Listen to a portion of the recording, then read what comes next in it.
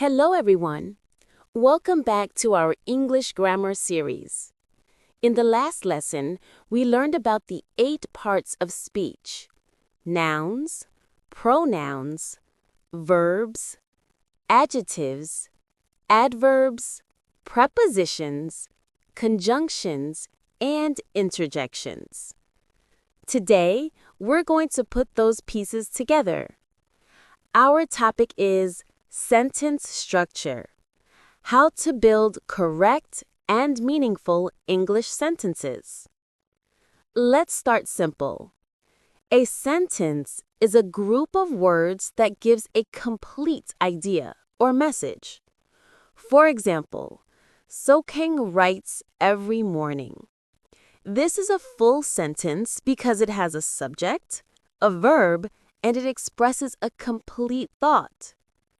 But if I just say, writes every morning, that's not complete. Who writes? We don't know. So, for a sentence to be complete, it needs at least 2 main parts: subject and verb.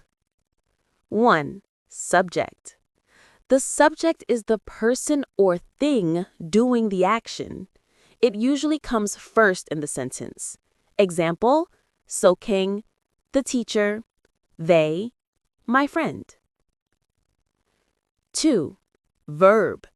The verb shows what the subject is doing or what happens. Example, writes, runs, is, are, plays.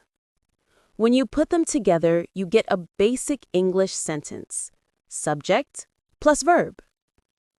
Example, she sings.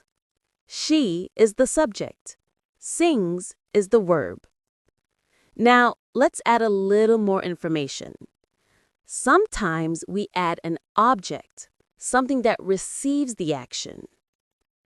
So the full pattern becomes subject plus verb plus object. Example, So-Kang reads a book. So-Kang is the subject, the one doing the action. Reads is the verb, the action itself. And a book is the object, what he reads. This is one of the most common sentence structures in English. Let's look at more examples. They play football.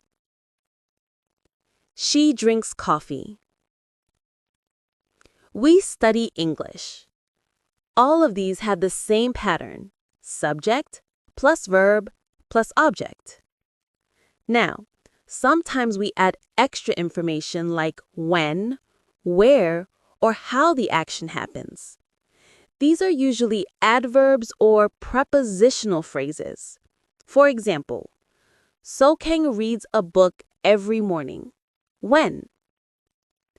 They play football at the park. Where?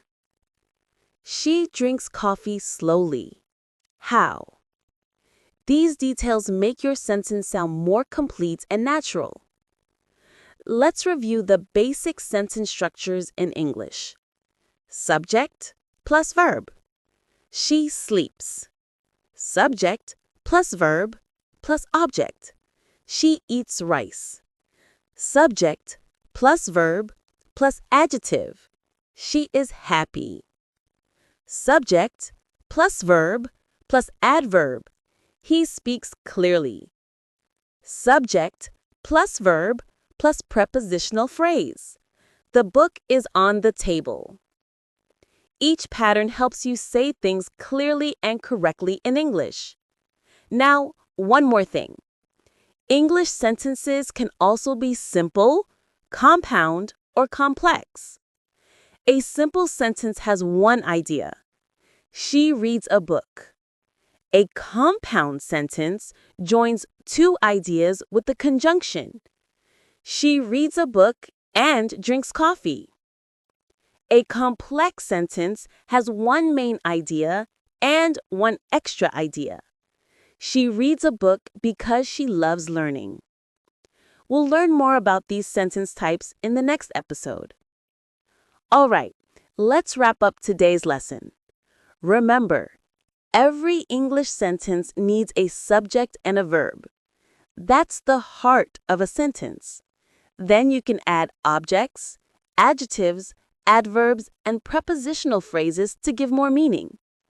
That's all for Series 2, Sentence Structure. In the next episode, we'll talk about tenses, how to talk about time, past, present, and future. Thank you for listening. See you in the next lesson.